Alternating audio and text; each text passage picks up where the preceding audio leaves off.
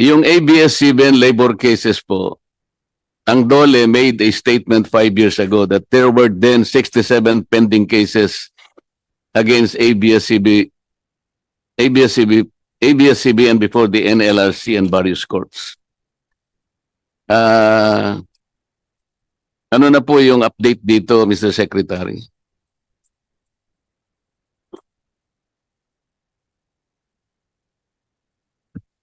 Maraming salamat po, Mr. Chairman. Konting pananalita lang po dun sa dalawang unang punto na binanggit po ng ating kagalang-galang na Senador Marcoleta. Welcome po namin yung inyong panukalan na maging simple ang implementasyon ng programa pagsamasamahin kung yan po ay makakatulong para maiwasan po yung mga duplication. Ikalaw po, nais ko lang sabihin na sa bahagi po ng DOLE dahil ang tupad ay Cash for Work program, closely monitored po namin at meron po kaming pinatutupad na guidelines pero kagaya po ng nabanggit ko kanina sa akin pong pangunang pagsasalita, na ina-accept po namin na amin tinatanggap na hindi naman po perpekto ang mga sistema, implementasyon ng DOLE. Subalit, gagaya po ng inyong mga mungkahi, amin mong tinatanggap yan para maging gabay namin. So, on the issue of execution naman po siguro, especially in particular yung sa ABS-CBN, Mr. Chairman, may I request that yung detalye po ay ipagkaloob ni ang ating pong chair ng NLRC para po bilang tugon po sa katanungan ng ating pong Senador Marcoleta. Mr. Chair, yung gusto ko lang malaman, yung 67 pending cases against ABS-CBN, mayroon po kayong statement 5 years ago. Gusto ko lang malaman, ano pong nangyari do sa 67 pending cases based on your statement 5 years ago? 5 years ago po, noon po ay 67 cases po ang pending. pwede po bang meron ba tayong detalye dyan na para sa amin? Okay. Siguro po kasama yung sa GR number 2024-81 promulgated by the Supreme Court on September 8, 2020, which involves 8 consolidated petitions for review on certiorari under Rule 45 of the revised Rules of Court. Ito 8 cases lang po para consolidated. Hindi ko po alam kung anong connection niya sa 67 pending cases. Pero ito pong 8 consolidated petitions po ay 43 nito ay regularization cases covering 83 employees and 44 illegal dismissal cases covering 37 employees. Mr. Chair, kaya ko po ine-emphasize ito. Ito po ay mga dating trabahador ng ABS-CBN na nakarating po hanggang sa Korte Suprema dahil sa kanilang mga kaso na isinampa laban sa ABS-CBN. Ang ABS-CBN po palagi nilang sinasabi na ang kanilang mga empleyado ay tinuturing nilang kapamilya. Ito pong mga kasong ito ay ipinanalo nila. Ang Korte Suprema na po ang nagsabi na meron silang karapatan na nilabag ng ABS-CBN. Sa kabila ng kanilang pagsasabi na wala silang violation kahit ilan, kahit ano.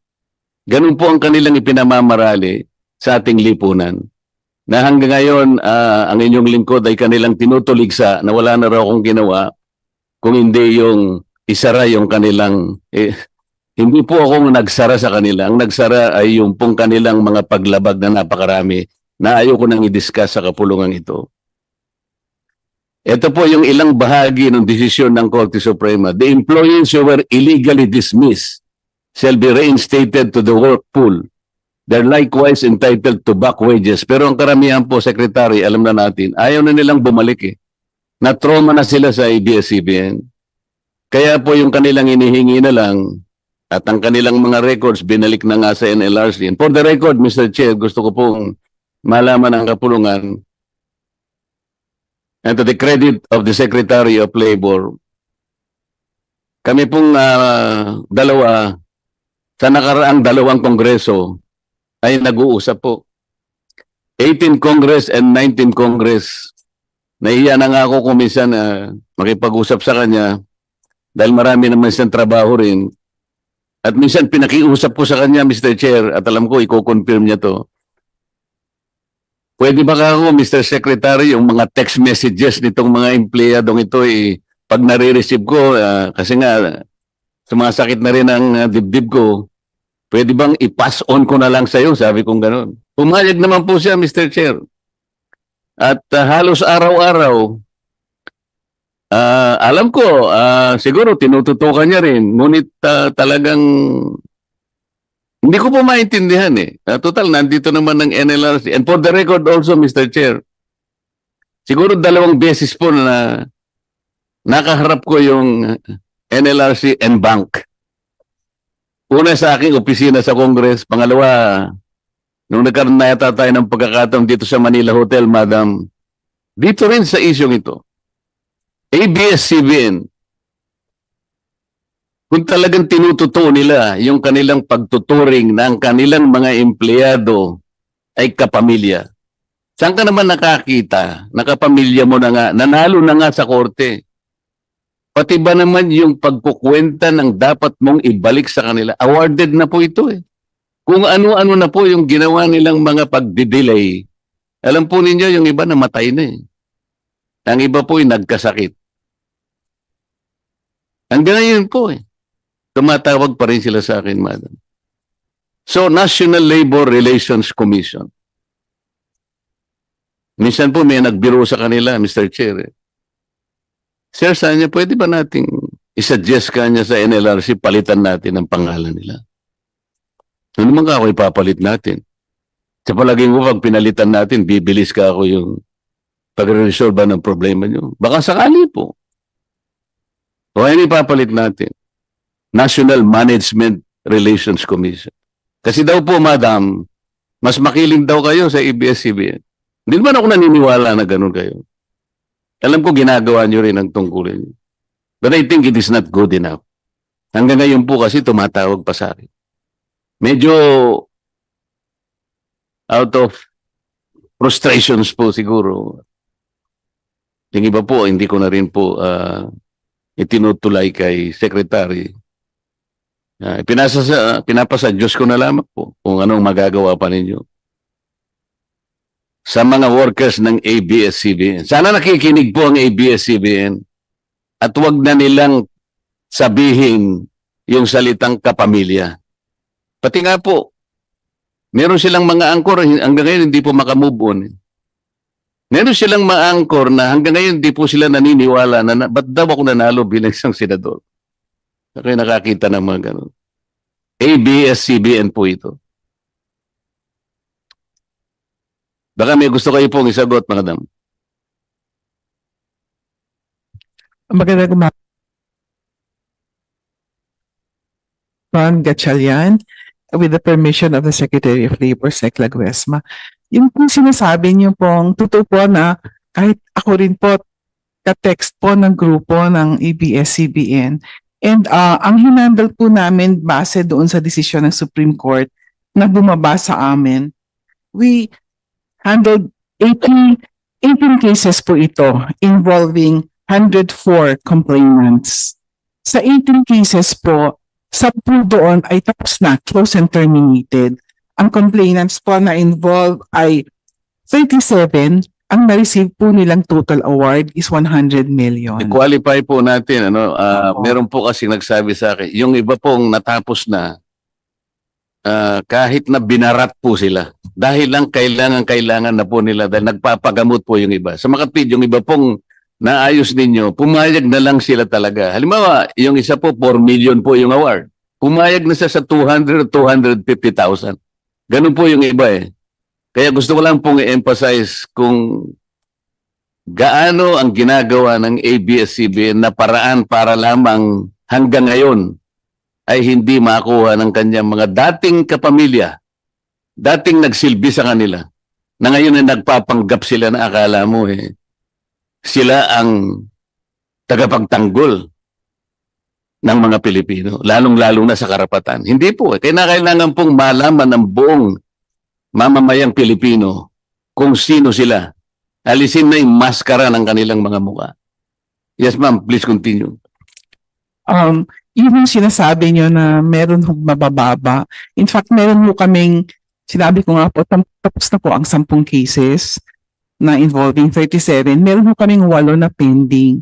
Sa 8 na pending ho, merong award na nasa amin na yung pera, pero ho, ayaw tanggapin ng complainants because they elevated the case sa Court of Appeals. Ito po siguro yung medyo mahaba ang tise na sige, hintayin ko yung kaso, gusto kong makuha yung talagang Siguro sa po, akin. na para ko nang nahihinuha, kaya ayaw, kasi pera na po ito, di ba? Bakit po kaya ayaw nilang tanggapin? Hindi ho siguro sila satisfied sa amount. They're questioning the computation po. Po ninyo yung diferensya ng amount eh. Kayo po siguro, kayo man ang nasa kalagayan nila, baka hindi rin niyo po tanggapin. Ano po? Opo, naintindihan po natin yan. Kaya nga po, yung iba naman po sa 8, I think 5 sa kanila. Kasi yung sa 8 cases na yon, ang involved po doon ay 77 workers eh. Sa 77 workers po, ang natanggap na ho nila ay 98 million. Pero ho, merong 2 set of complainants na 9 na workers na yung po inakyat nga po sa Court of Appeals kasi ayaw nilang tanggapin yung na-award sa kanila. Yun po ang status ngayon. But we have 2 cases na undergoing execution. Ito yung medyo malaki pa, meron pang 45 million.